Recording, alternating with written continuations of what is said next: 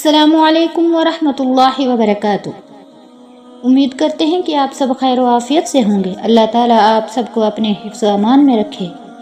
ہم بیان کر رہے تھے توحید کی تعریف اور اس کی قسمیں کہ اس کی کتنی قسمیں ہیں۔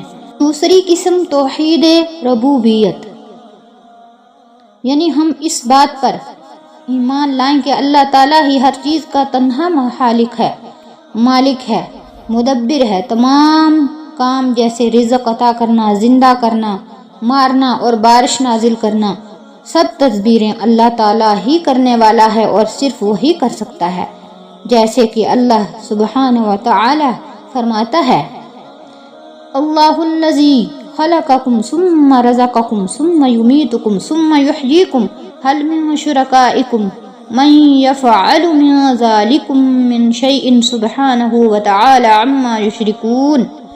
اللہ تعالیٰ وہ ذات ہے جس نے تم کو پیدا کیا، پھر تم کو رزق دیا، پھر تم کو مارے گا، پھر تم کو زندہ کرے گا۔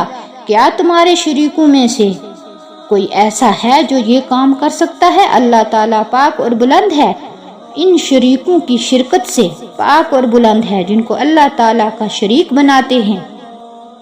آگے اللہ تعالیٰ کا فرمان ہے، وَمَا بِكُم مِّن نِّعْمَةٍ فَمِنَ اللَّهِ، اور تمہارے پاس جتنی بھی نعمتیں ہیں سب اللہ کی ہی طرف سے ہیں۔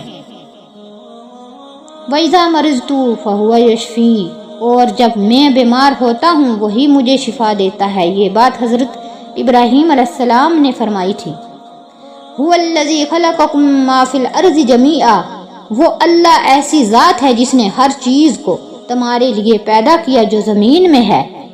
تو ہر مسلمان کا بھی یہی عقیدہ ہونا چاہیے کہ صحت دینے والا، شفا دینے والا، رزق دینے والا، پریشانیوں کو دور کرنے والا، حاجت رواں اور ضرورتوں کو پورا کرنے والا، مدد کرنے والا اور مشکل کشا، حاجت رواں صرف اللہ اور صرف اللہ تعالیٰ ہے۔ السلام علیکم ورحمۃ اللہ وبرکاتہ۔